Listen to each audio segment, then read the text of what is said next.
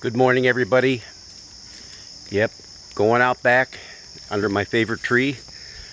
Wow, yesterday, something. 3 sets of storms rolled through. One late afternoon, 2 of them late into the night. And they packed a bit of a punch with the thunder and lightning that we had.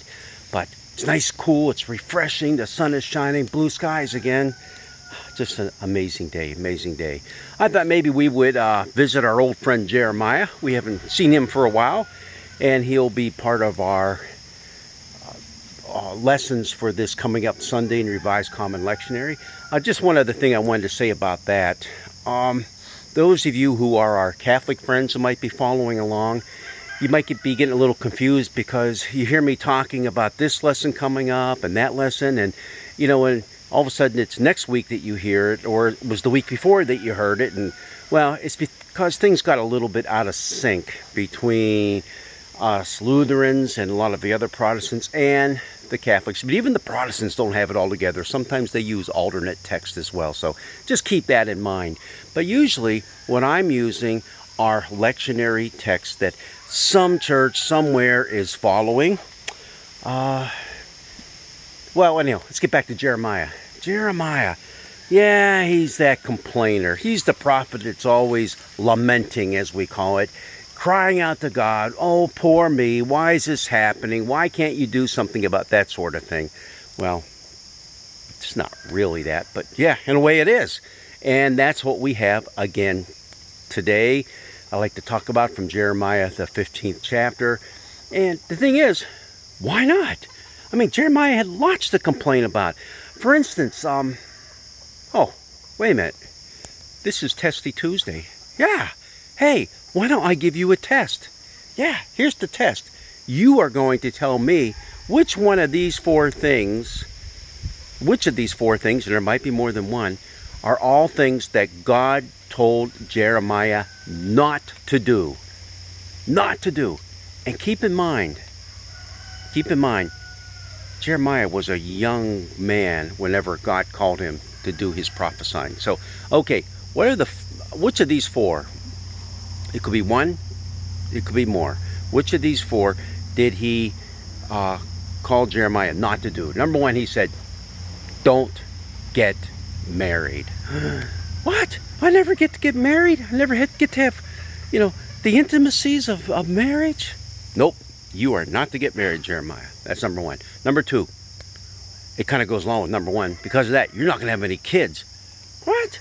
Well, it's not so much the fact that you don't have a bunch of little boppers going all over the place. No, it's more that you have no one to carry on your family name. When you die, Jeremiah, your family name's going to die as well. Number 3, Jeremiah, you're not allowed to go to any funerals. What? I can't even go to my Uncle Harry's funeral? What? I can't even go into Aunt Sally's funeral? What's that all about? Number 4, in case you haven't guessed it by now, Jeremiah, you're not allowed to go to any parties either. What? No parties? I mean, come on. The life of the Israelite is one big, massive party. That's all we do is party. I mean, we celebrate all kind of stuff. We're not allowed to go to any parties? I'm not allowed to go to any parties? Okay, so which of those 4 things did God command Jeremiah not to do? Get married, have kids, go to funerals, have parties. I'm going to tell you right now. All of the above. All of the above. He wasn't allowed to do any of those things. So it's no wonder that poor Jeremiah griped and groaned and complained. Because think about it. Think about it. You are there prophesying to Judah, which is the southern part of the divided kingdom, and you're telling them all kind of bad stuff's going to happen to them, and you can't have any pleasure in your life. And let's see, you're thrown into jail. They dump you in a semi-dried up cistern that's all muddy and mucky, and you're stuck in there. You can't get out, but there's no water to drink in there either because it's all mud and muck. Oh, let's see, they try to kill you. Oh no, there's no reason to complain to God, is there? Well, that's what our reading from Jeremiah, the 15th chapter, is all about. But only here's what Jeremiah says.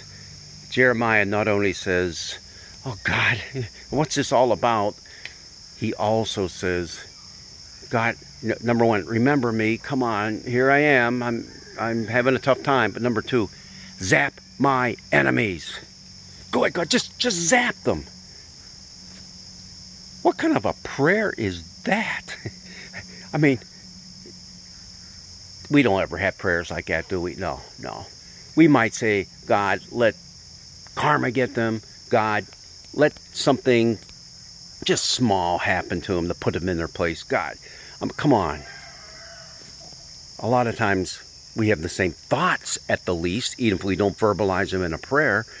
Poor Jeremiah. He went through a lot of difficult moments in his life. And he, like as I said earlier, he started out very, very young. So over 40 years he prophesied and was just beat up mercilessly. Not mercifully, mercilessly. So, can we blame him? No. And here's God's answer to this complaint. And Jeremiah is a prophet that's full of laments throughout the book as you read it. And actually, our reading today is one of those laments. Here's what God says. God says to Jeremiah, repent, Jeremiah. Repent. What kind of an answer is that? To repent. I'm looking for comfort. I'm looking for some solace, God. And you tell me to repent? Yes. Yes, repent. Return to me. Return to me. And I will rescue you. I will save you. Here's the interesting thing. Not once does God say to Jeremiah, I'll keep all these bad things from happening to you. No. Time and time again he says, just trust in me. I will save you. Jeremiah, what is it that got him into trouble? You can basically sum it up in two ways. Number one, and then I'll end with this. He told the people all through it. It's a long read, Jeremiah. He told the people, your worship is all messed up. You are to worship Yahweh alone, and you're worshiping all these other gods as well. Doesn't work that way. That was number one. And number two, you are not living the lives I've called you to live. You live with injustice. You live by trampling on the poor and the needy. And he just rips into them for their lack of social engagement as his people. Those two things. And especially when you talk about people in power, sometimes they don't want to hear that. They want to make things more comfortable for themselves. And that's exactly what was going on in Judah. That's why Jeremiah was prophesying, bad things are coming. You will reap the consequences of your actions. Well, have fun with Jeremiah. He's a tough prophet to read because he often strikes at the heart of all of us. Makes us all think, just how are we putting our faith into action? Do we just mouth all the words and go to church and read our Bibles and just leave it at that? Or are we people who live lives of peace, justice, righteousness amongst our own people, amongst other people in this world? That's what Jeremiah calls all of us to do. God's blessings be with you. Hopefully you got a little relief from all the heat, humidity, and enjoy a wonderful day. This is the day that the Lord has made.